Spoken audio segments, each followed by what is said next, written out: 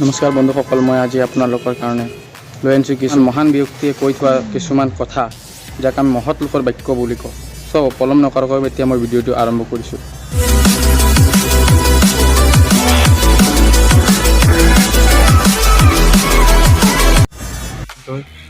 মহাবীৰ কৈ থৈ যোৱা, জন্মৰ দ্বাৰা নহয় কৰ্মৰ দ্বাৰা মানুহ মহান হয়। ইয়াৰ ভাৱ বহলাই প্ৰকাশ কৰিবলৈ সময় লাগিব পাৰে, সেইবাবে মই প্ৰথমে থুলমূলকৈ খালী মহৎ লোকৰ বাণীকেইটাই আপোনালোকক দেখুৱাই যাম।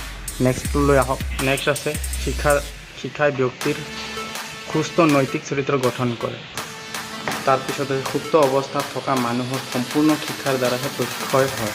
বন্ধুসকল, এই উজাই চহৰত থকা কুমৰাকাটা হাইস্কুলত সুন্দৰকৈ প্ৰতিটো কোঠাত, প্ৰতিটো বাৰাণ্ডাৰ কাষত ধুনীয়াকৈ অংকন কৰা হৈছে। আপোনালোকে যদি চাব বিচাৰে এই কুমৰাকাটা স্কুলটোলৈ আহিব পাৰে। স্কুলৰ প্ৰাকৃতিক সৌন্দৰ্যও বহুত ধুনীয়া, আপোনালোকক মই অলপ পিছত দেখুৱাম। এতিয়াই মহৎ লোকৰ বাক্যবিলাক চাওক। প্ৰকৃত ছাত্ৰই কেতিয়াও জাতিক ক্ষমতা নাই বা আমোদ নিবিচাৰে, তেওঁ বিচাৰে কেৱল জ্ঞান আৰু সত্য। ভিডিঅ'টো চাই যদি আপোনালোকে অকণমান হ'লেও উপকৃত হৈছে বা ভাল লাগিছে, তেনেহ'লে মোৰ চেনেলটো ছাবস্ক্ৰাইব কৰিব আৰু বন্ধুসকলৰ লগত শ্বেয়াৰ কৰিব। নেক্সট হ'ল সত্যবাদী আৰু সাহসী হ'বলৈ শিকোৱাটোৱেই হ'ল শিক্ষাৰ লক্ষ্য। আলেকজেণ্ডাৰ। তাৰ নেক্সট হ'ল সত্যক জানিবলৈ চেষ্টা কৰা, ই তোমাক মুক্তি দিব। যি মানুহৰ ধৈৰ্য শক্তি আছে, তেওঁৰ অসাধ্য একোৱেই নাই। প্ৰথমে নিজক বুজি লোৱা, তেতিয়াহে আনক বুজিবা। জাতিৰ পিতা মহাত্মা গান্ধীয়ে কৈ যোৱা, অহিংসাই পৰম ধৰ্ম, দয়া মহৎ গুণ। বন্ধুসকল, মই ভিডিঅ'টো দীঘল কৰিব নিবিচাৰোঁ। এনেকৈ বহুত মহৎ লোকৰ বাণী এই স্কুলত আঁকি থোৱা আছে। আপোনালোকে স্কুলৰ সন্মুখ চাই ইয়াৰ পৰা ছাত্ৰ ছাত্ৰীসকলে স্কুললৈ আহে। এই স্কুলৰ বাউণ্ডেৰীটো ৱালেৰে দিয়া হৈছিলে, লেকিন বানপানীৰ ফলত সকলোবোৰ ৱাল উটুৱাই লৈ যোৱাৰ ফলত স্কুলৰ বহুতো ক্ষয়ক্ষতি হৈছে।